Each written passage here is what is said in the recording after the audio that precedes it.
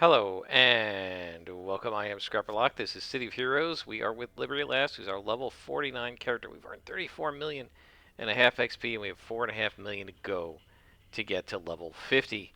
And the retirement of this character, and we're on a time mission. So I thought I'd start you as we're about to begin, because I took a mission from Crimson and it's time. We're not in a story arc yet. And I guess Crimson's story arc may very well be the final mission, the final story arc that we do with this character. So I'm going to continue with the 44 rules of D&D. We'll do rules 17 to 30 or so. But before I do, I want to answer. Somebody made a comment a few episodes ago talking about how the defeat all missions are great when you get after a level past level 50, because then you get the drops of the better, I guess, the higher tier recipes like the purple and the orange recipes. I don't care.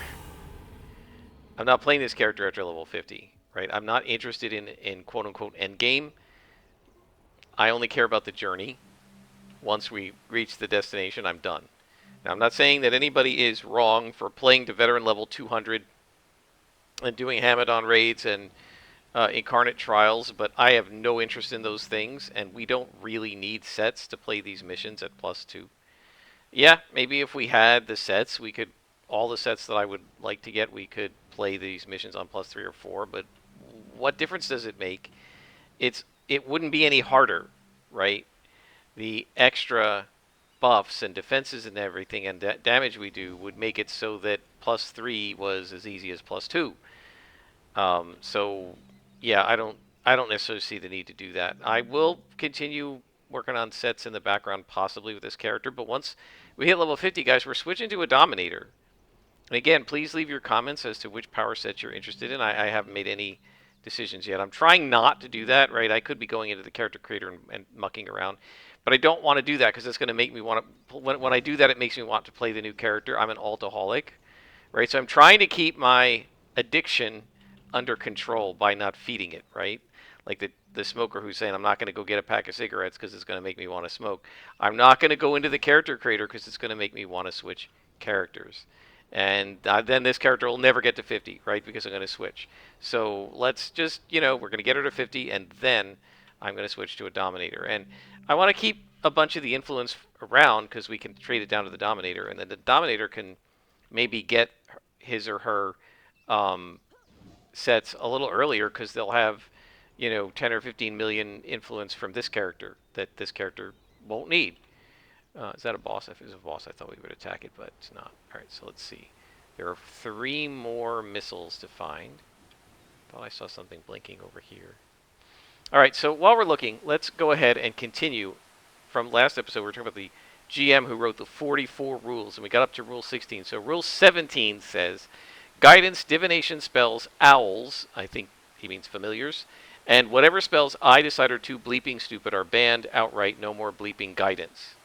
So this is very specific to Dungeons and Dragons, the text, but it's actually common in all role-playing games. There are powers, abilities, spells, feats, edges, etc. in most games that can, they're not necessarily game-breaking, but they can be game trivializing, and they can trivialize certain of the more engaging, fun, and interesting aspects of a campaign, and they may trivialize the parts that the game master is looking forward to the most. So what does guidance do in D&D? It is a cantrip, which means it can be cast without cost at any time by the player characters who have it. There's a boss. And it gives you +1, I think, to everything you do, or maybe +2. So basically what it does is it makes it so that you may as well just assume it's always been being cast, and that all characters have +1 to everything they do. Because nobody would make a skill roll until the cleric casts, or whoever casts guidance. Because you may as well get the bonus.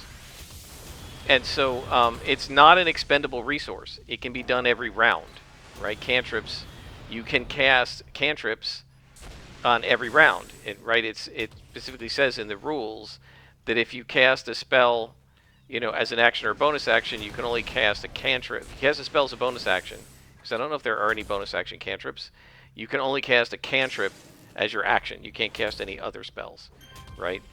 Well, so you can cast a regular bonus action spell and like Healing Word or something, and then you can cast a cantrip of Guidance, right? And so you can give yourself +1 to like literally everything, and you can give your friends +1 to literally everything. And so, I mean, this is almost like what I just was talking about. We could give ourselves, I could, give my character all of these extra sets, and what it would do is make the +2 encounters too easy, and we'd put it up to +3 to just get the difficulty back to the way it was on +2 without the sets. And similarly with guidance, if you're giving yourself +1, or it might be +2, I can't remember. Somebody post in the comments what the actual rules for guidance are, because I don't remember. I don't think my player, I can't remember if my players ever used it. I think the cleric had it, but he didn't. He said, I'm not going to use it that much because I think it's cheap, right, to always use this thing. So I'll use it occasionally when we really need it, but I'm not going to use it for every check because he thought it was cheesy to do that. And so, are there 2 bosses here? Oh, wow. Okay, this is cool. All right, let's go ahead and do Strength of Will. Do some extra damage. I gotta hope I don't aggro that sapper. Right, because that guy's a sapper. We don't want to aggro him. So yeah, things like, well, what he means by owls are familiars. I've talked about this. Familiars and assisting characters like that can ruin suspense, right? I like my one of the players in my play-by-post game. As soon as he got his advance, the first thing he did was he took a familiar. He's playing a wizard, right? So he's got this like raven familiar, and so they were heading into a fight. They were heading into a like an abandoned manor that the Baron had asked them to investigate and see who's there. And it was, so what I had was a pretty cool setup where it was some bandits, but they're smart bandits. They're not stupid. They're led by a pretty intelligent woman, and they had a couple of guard dogs, like wolfhounds. And so they had these 2 watch posts for the 2 approaches, the obvious approaches to the manor, which is over the one bridge and then on this old abandoned road. And so they had a guard and like the dog was on the ground, the guard was up in the tree with a bow and arrow watching right on both sides of the manor, and then the other guys were in the manor. And there were quite a few of them. There was like 10 bandits and a leader, which would have been quite the fight for a 1 or 2 advance party. And so I didn't know what they were going to do, but the wizard just had his raven fly overhead and make notice checks, right? And use his bennies to make sure he got like a nice raise on the notice check. And then I had to tell him basically everything. So they couldn't, like, you can't ambush them. Like they find traps more easily, right? And so here's the thing: it's not like you want to destroy the party, but something like a familiar can often negate really interesting challenges to the players that would cause them to problem solve, right? And what this GM is complaining about is the types of spells and abilities in a game that negate the need for the players to do any problem solving. They just cast a spell, roll the dice, succeed, and it's over. And by the way, that's similar to complaining about persuading without role playing. It's like an I win button, right? And I win buttons aren't really any fun. However, there's no need to be this rude about it. I want to point out that in lots of the modules, that the actual official adventures that D&D puts out, like Curse of Strahd, I know this is true because somebody was talking about it, they actually ban some of their own spells. Right? So anything that allows planar travel, planar communication, anything like that, teleportation, is all banned in Curse of Strahd. Because the whole premise is you're trapped in Strahd's little pocket dimension, and if you could planar travel, you could just get out. And that would destroy the adventure, right? And then there are some abilities that would allow you to like really easily take down Strahd. Those you can't use either, And why? Because if you just take this thing and put it on your character sheet, there's no need to problem solve, right? And that kind of ruins the whole point of the adventure, which is to problem solve and deal with Strahd, right? So I can understand wanting to get rid of things that negate the need for players to problem solve. They annoy me too. I hate familiars. I absolutely hate them. Right? I like look. I gave my own character a familiar, but I didn't use the familiar as an Uber Scout. Right? I used it as a pet, like an actual pet for my character. And so, I don't mind that, and I think they're cool. And people like pets just for the idea of having a pet. But the problem is then they use the pet in ways that make it so that they don't have to problem solve.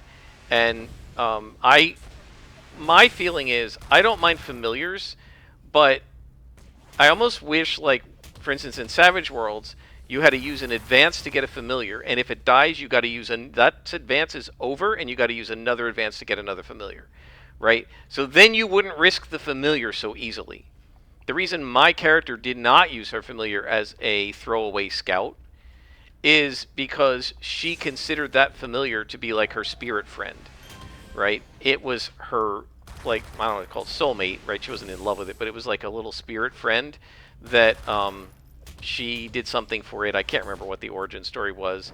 And then in exchange, it's like a Wookiee with a life debt, and it's following her around and helping her. But she was very protective of it, right? She didn't want it to die, even though she could summon it again, because it's her actual pet, and she really likes it.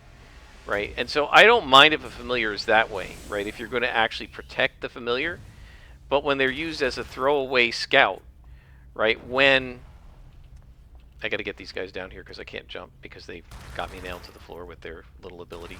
If it's a throwaway scout, if it's going to negate the entire character ability of the rogue in the party so that the rogue doesn't need to scout because the familiar is doing it instead, that can become problematic. Right, so I don't mind some of these abilities, but I want there to be a major opportunity cost or something. I think they're too free. They're too inexpensive. In D&D, it's a first level spell, and it costs like 50 GP to resummon it if it gets killed. So, like, once you're third or fourth level, nobody cares if the familiar dies because you have plenty of money to resummon it. And it just takes a few hours, right? In Savage Worlds, it just takes 10 days, I think, to get, or 10 hours or 10 days, I can't remember. Let's say it's 10 days. So you're without the familiar for 10 days, big deal. The only way it would matter is if you're in a campaign that's going to be very, very short. Right? So I don't really like the fact that there's essentially no cost to losing the familiar, and that makes it so that it's uninteresting, right? Because if you put there a cost there, now you would actually have another problem-solving situation, right? Do you want to risk the loss of the familiar now and not have it later, right? And what you'd see is a lot of what I do with these inspirations, right? I hold them and hold them and hold them because I want to have them when I need them, and then I, basically end up doing without them most of the time unless I'm fighting an elite boss, because I want to hold them in case I fight an elite boss. And so then, it's sort of the psychology of the limited resource. You're not going to just expend it willy-nilly. And I think that's true for something like Guidance would probably be a perfectly fine spell if it was first level. And you had to spend a spell slot on it. But because you can cast cantrips at will in D&D, there's no cost, and so you just do it all the time. And I think those kinds of things, the low or no cost options that are really, really good, those are the things that are really bad for games, in my opinion. And I'm really glad there are no familiars in Deadlands. I don't mind it in the play-by-post, because that's really like a secondary campaign, but our real campaign is Deadlands, and I'm so glad there are no familiars in Deadlands. Number 18, you get one chance at a skill check. If you bleep up, your party doesn't get their chance to do the same check. Think carefully who's good at what. Again, this is a pretty standard D&D rule, right? You're not allowed to, what does Matt Colville call it? Dogpiling. Everybody tries the check. Somebody's going to succeed at it, right? And wasn't it in one of the older editions of D&D they had a thing called taking 20. That is, assume given enough time, you would eventually roll a 20 on this skill check.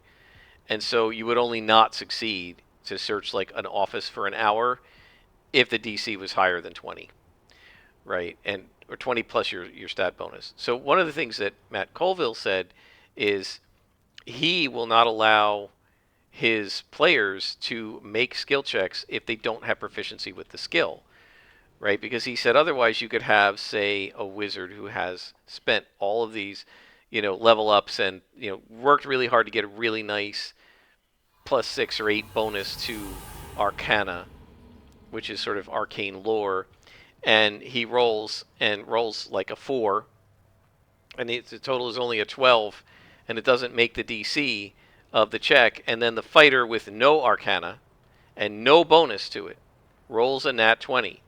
And now a fighter who doesn't know anything about magic knows this really complex arcane lore that was like a DC 16, and the wizard doesn't. It's possible that might happen occasionally, but he said with everybody making rolls, what happens is like proficiency almost doesn't matter because somebody's going to roll high, and it's not necessarily the guy who's proficient. And so he said he does not allow the use of skills by characters who don't have proficiency. Oh, did I just get hit with a sapper? I did.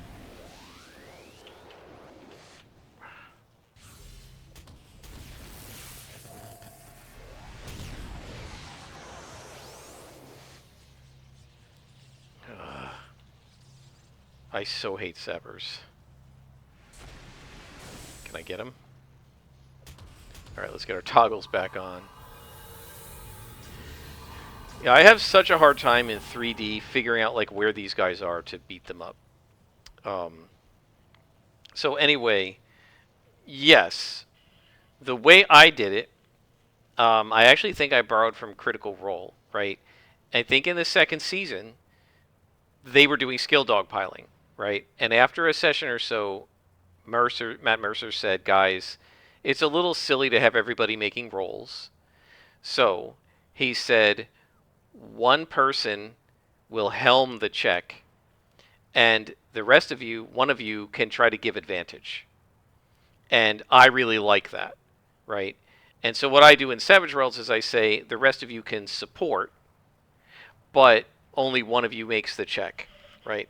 In skill challenges in D&D, what we said was, in a skill challenge, you must be proficient with the skill in order to use it in the challenge, right? You can't use a non-proficient skill in a skill challenge. The great thing about Savage Worlds is if you're non-proficient in a skill, it's D4 minus 2, which is a pretty bad penalty. And so in dramatic tasks, you can use any skill you want, but it's very rare for people in Savage Worlds to use a skill that they're untrained in because of the D4 minus 2. It's like the worst you can do. Unless they like have a Joker or something and they say, okay, well, it's worth it because I've got +2 from the Joker. But that's a Joker, right? I mean, like, that's part of the game. So when we recently did a social challenge in my play-by post, and I said to them, look, there's no rule in Savage Worlds. A social challenge is one character against another, or one character persuading a group of other people. It is not a group. It's not written as a group challenge. And so what I said I'll do is it's 3 rounds, and there were 3 players who were not trying to persuade, and then one guy who was leading it. So I said the guy who helms it makes the roll, and each round I will allow one character to support, but no more than one, right? Because otherwise it just gets ridiculous. And now you're going to get like +4 or something to the roll, and then the player ran some sort of a bonus, right? I can't remember the whole thing. He's a knight, so he gets some plus to his persuasion, and then he casts some spell, empathy or something, which with a raise could give him another plus. And I said, well, look, if you're going to do that, then I'm going to impose the same limitations, right, that you impose in a dramatic task or in a support, right? In Savage Worlds, you can give no more than +2 to somebody with a support, success with a raise, and the total support from everyone involved can be no more than +4. And so I said max of +4, including all support and whatever bonuses you have. Because otherwise, if you're sitting there with +8 or +10, it's trivializing the social challenge, right? And so that's the thing. You don't want to trivialize stuff. So, I mean, I agree. One roll at a skill check, decide who does it. If you want, people can give advantage or support, but you don't have multiple people making the same skill check. On the other hand, in Savage Rolls, it is pretty common to tell everybody to make a notice roll. I do that a lot of times. But if you're doing something like searching a room, I'm not going to have everybody search the desk, right? One person searches the desk and somebody can support them. But, of course, obviously it's a rude way to say it. Number 19, discussion of metagame details in-game will result in instant damage to your character. Again, that's ridiculous. I would say if you're metagaming in character, there should be some consequence, right? Like, one of the things I've sort of decided, like, my players haven't done any metagaming, but I have a little note to myself that if they were to do it a lot and they wouldn't cut it out, my rule would be, just like in Savage Worlds, if you roleplay really well, or you do something clever or fun or whatever, I'll give you a Benny. If you metagame, I get a Benny. That would stop it, right? That's one of the reasons I love Savage Worlds. Bennies can do so many things for you. But yeah, if you're going to metagame, then what I would say in D&D is if you're going to metagame in character, then so are the villains, right? So are the bad guys. If you're going to use out-of-game knowledge to have your character at first level and just know that trolls, that trolls can't regenerate when they get hit with fire, then I'm going to have the trolls know your armor class and know who has the lowest armor class and the lowest hit points and attack that person first. It's not something they should know, but they will if you're going to do it, right? Like, I'm a firm believer in good for the goose is good for the gander, right? So if you're going to metagame, then I get to metagame, right? And that'll usually stop it too. Again, it's not a problem I have in my game group, fortunately. But I don't like this idea of, this doesn't make sense. Metagaming results in instant damage to your character. That is not a punishment fits the crime. To me, the punishment fits the crime is if you roleplay and do a really good job in character, you get a Benny. If you metagame and you don't roleplay properly and you're cheating or whatever, then I get a Benny. That's punishment fits the crime, right? You metagame and you know the monster's vulnerability because you looked it up, then I can have the monster know your vulnerability. Again, that's fair to me, right? Because it's the same thing, but instant damage doesn't make any sense. Number 20, rules lawyering fellow players is encouraged. Actually, me will just result in me telling you to F off. Wow, this is hypocritical. So he encourages you to rules lawyer the other players, right? In other words, he wants you to catch them doing something wrong and call them on it. But if he does something wrong and you call him on it, that's no good. Yeah, that's super hypocritical. I don't like either of these. First of all, you shouldn't be rules lawyering the other players. The GM is the GM, right? You should not. I do not want my players telling the other players what they can and can't do, what they should roll and shouldn't roll. That is not the player's role. It is not. And I've had a couple of times where I have messed up a rule. Some of it was from watching the Deadlands Reloaded game of the Wildcards group, and they changed a couple of the rules between Deadlands Reloaded and Savage Worlds Adventure Edition. And I got it wrong, and one of the other players was like, actually, isn't it this? And I said, huh. And one of the other players who watched the show said, yeah, she agreed with me.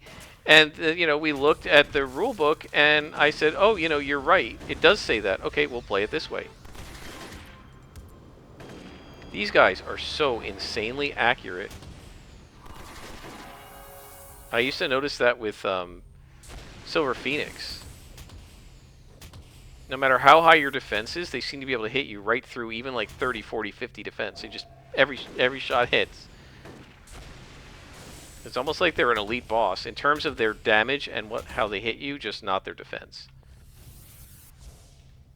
I was too far away for that one. Okay. Second beat complete. Out we go.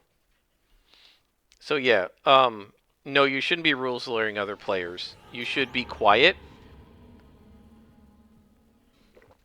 and not tell other people how to play. Let the GM make the rulings. Players don't make rulings. Or they shouldn't. So I don't agree with that one at all. And now we're doing Worldwide Red. And we're going to rescue the ambassador and the hostages. This will probably be our final mission for today. So we're going to Brickstown. Next one, number 21. You roll your dice within view of two players who aren't you. This is standard. You roll them neatly and you roll them on the table. Failing to do these three things will auto-fail whatever roll you did. Arguing that you actually rolled validly when you clearly didn't is an automatic crit fail. Okay, so this sounds like this GM has a bunch of players who will do things like roll behind a book and then claim they rolled a nat 20, and so they're cheating. This GM needs to find a new group of players. Do not play with people who cheat. That's ridiculous. I don't have much more to say about that. I mean, this whole thing of like you automatically fail. No, I would just say re-roll it in front of us so that we can all see it, right? But if I had to say that to somebody, well, I want to say even once, but certainly more than once, I would either kick them out of the game or I would get out of the game. I'm not playing with a group of players who cheat. 22. Instant death traps and mechanics are coming into place. Instant death traps. If you call these things unfair moving forward, I will laugh at you and tell you to bleep off and cry some more. Wow. Instant death traps. How is that fun? I don't know. But, and other mechanics. Instant death. I'm not, this, again, as somebody said in the comments, this sounds like a GM who's completely at the end of his rope. His players have been not showing up. They've been showing up drunk or high. They've been taking smoke breaks every 10 minutes. They've been cheating. They've been coming late. They've been questioning his rulings. They've been complaining that his dungeons are too small and not appreciating what he does, presumably. And so he's fed up. This is a broken person. Number 24. Random encounters in the form of random dragons or strange, mysterious...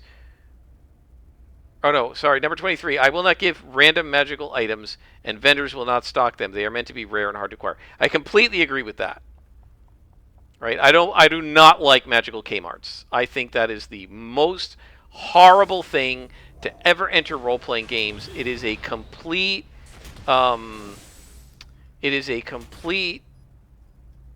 what's the word for it? It's entirely caused. This did not exist when we played Dungeons and Dragons tabletop before computer games, right? It is a complete artifact, is what I was looking for. It is an artifact of computer games, right? Because in computer games, they don't know what character you're going to make. You don't have a dungeon master, right? And as a consequence, they had to make magic shops in CRPGs that stocked everything so that they could give you what you needed, because there wasn't any good way for them to know what you were going to need or what you would want, because they can't ask you the way a GM would. Okay? So this is entirely an artifact of computer role-playing games.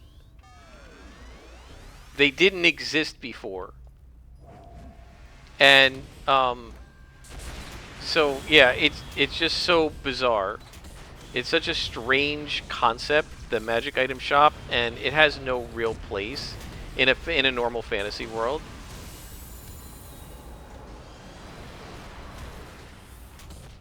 I should have waited until my willpower, strength of will was up, but okay, we got the one boss. These guys, their damage over time is brutal.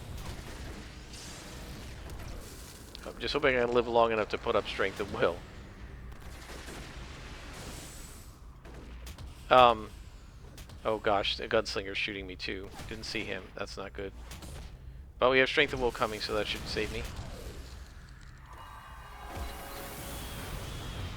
Um, yeah. So I mean, I completely agree with him. There should not be magic item shops. I hate magic item shops. Magic items should be things that you found while you're adventuring, that you earned, that were hard to earn. They were put there by the dungeon master as logical loot that makes sense in the dungeon where you are. And I don't like magic item shops where you could just buy whatever you want. One of the problems is it makes the characters too effective, and also it makes them boring, right? Because you're going to pick everybody who's a paladin would pick. We know what you'd pick, right? You'd all pick the same thing. You'd pick a holy avenger, right? But maybe you don't find a holy adventure in your adventuring. You find something else like a flame tongue sword, and your paladin starts to use that, and it becomes your signature weapon. That might be really cool, but it would never happen if you could pick whatever you want, because you would just walk into the magic item shop and buy a holy avenger. That's ridiculous. A holy avenger should be something that you earn on a quest, not something you buy in a magic item shop. Same thing with a deck of many things. Same thing with a ring of wishing or a staff of the magi or any of those other kinds of things. So yeah, there shouldn't be magic item shops. I think that's a terrible idea. 24. Random encounters in the form of random dragons, strange mysterious road traders, or a band of goblin prostitutes isn't going to happen. Go play Baldur's Gate 3. Right, so again, I guess these are things that happen in computer role-playing games, and he's like, no, I'm not going to just have a random dragon show up.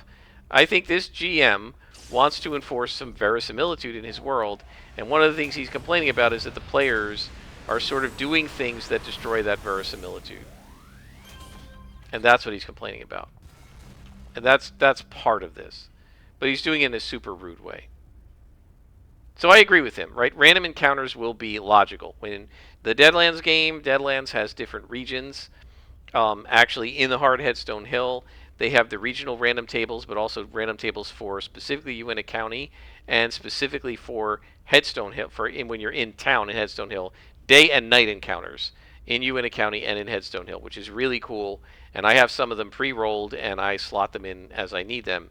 And these are logical things, right? I'm not going to just suddenly have Rattler, which is out in the desert, show up in Wyoming, which is not a desert, right? The part of Wyoming where they are is woods and stuff.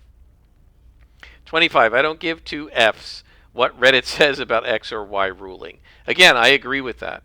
People not agree with the rudeness of the way he says it, but I agree with not worrying about what Reddit or D&D Beyond says about a ruling.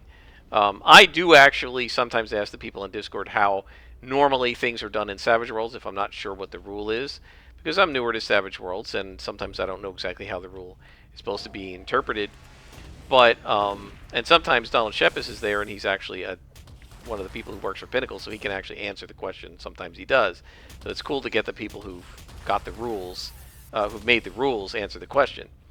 But yeah, people used to go on to D&D Beyond all the time and say, like, this is how my GM ruled. Is the GM right?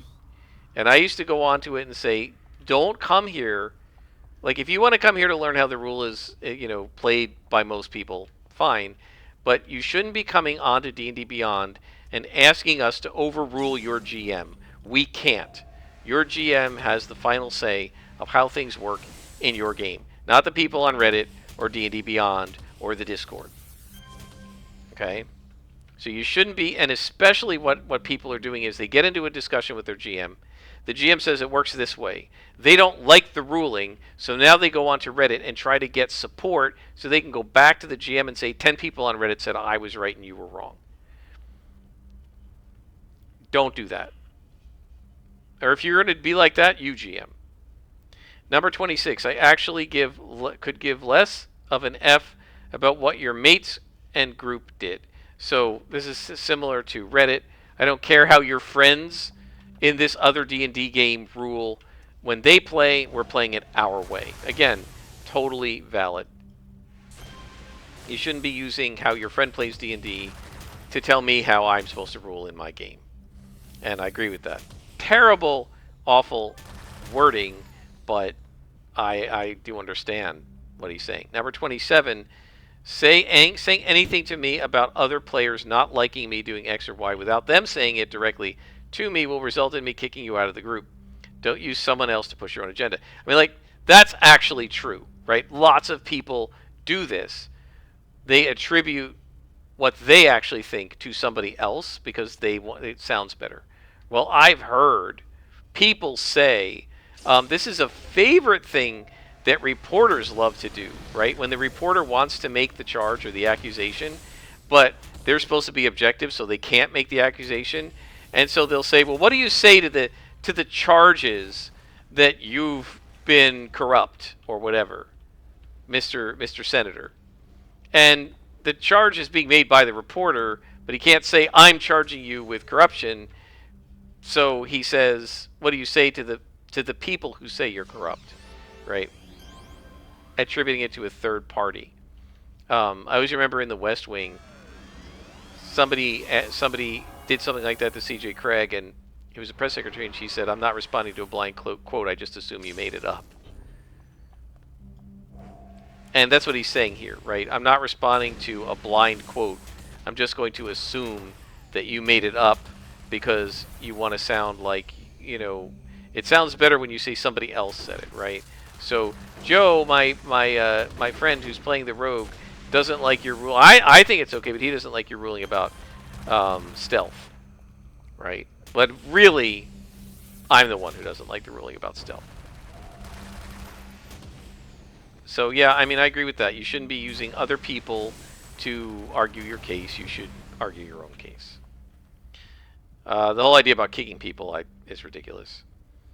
Number 28, you're not to sit down and have a 2-hour discussion about what Samson and Bundora from Bundora Secondary did 3 weeks ago when you come to play. Take the 15 to 20 minutes I used to set up and review my notes to talk to each other and then sit down and play.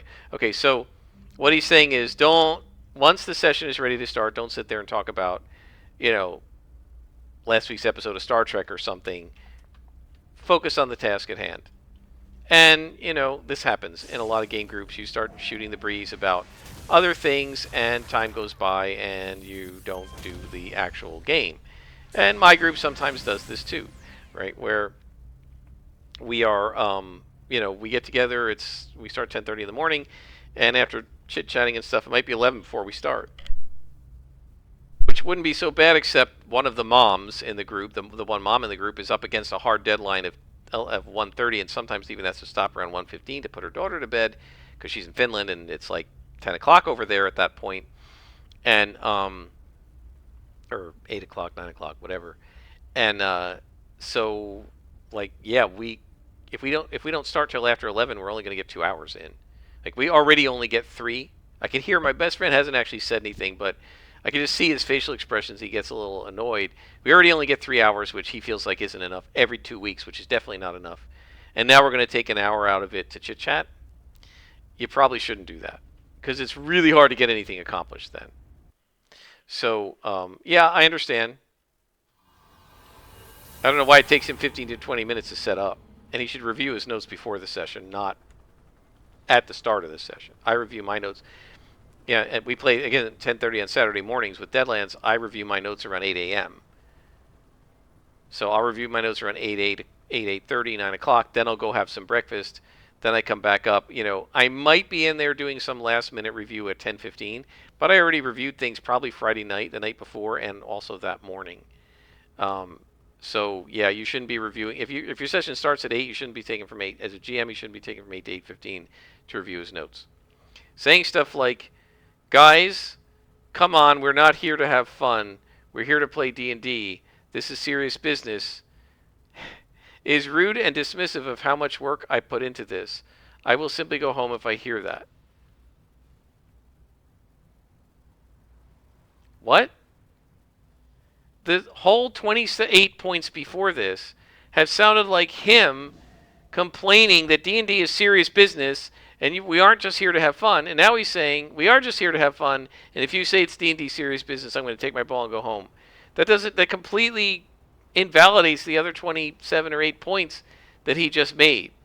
Not sure where that comes from. And then finally, number 30, and we'll stop here. Don't bleeping order food randomly. We will eat together at a specific time or not at all. I don't want food crap all over my things. So, again, apparently, like, I don't know where they are. I don't know if they're in a gaming club or if they're at somebody's house. And it almost sounds like these people are, say they're at my house, and I'm GMing, and while we're playing, they're randomly ordering door dashes, and somebody's knocking on the door 20 minutes into the session with a burger and fries, and then 45 minutes later somebody comes in with a pizza, and then 20 minutes after that somebody comes in with sandwiches. And yeah, I agree with that. You shouldn't be randomly ordering food. Like you should have a group consensus. I mean, when we used to play at my house, when we played Champions, sometimes my mom would walk in and just lay a bowl of potato chips or pretzels or whatever. Would you guys want some pretzels? And she would just lay them down. She used to yell at me all the time, right? My mom would yell at me when I was a kid. By the time I was like in college, she had taught me what to do, right? But my mom used to say, I would say, does anybody want anything to eat? We got some potato chips. Does anybody want any? She said, no, you don't do that. That's rude. And I said, what do you mean it's rude? I'm asking if they want it. She said, people won't. You don't do that. You go into the kitchen, you open up the bag of potato chips, you pour them into a bowl so that there's room for everybody to reach, and then you walk into the living room and you put it on the end table or whatever in reach of everybody. Right? We used to play on the floor, so she would just put it on the floor next to the miniatures, next to the battle. She would just walk in and say, "Here, guys, here's some." And does anybody, here's some sodas. Anybody wants, and comes in with cans of sodas. Anybody wants sodas here, right? She said you walk in with it, so that they don't feel like they're making you get up and go into the kitchen to go get it, because then people say no thanks, even though they're hungry. So she used to do that. My mom would randomly walk in with, or she'd just bake cookies. Here, does anybody want cookies? She'd put a plate of cookies. Here's some napkins. Would you guys rather have milk or soda or Kool-Aid or whatever? And they'd say, milk, please. Right? She doesn't say, do you want anything? She would say, would you rather have this or that? I'm coming in with it. Right? And then she'd bring glasses of stuff. So just don't spill it. Please be careful. Right?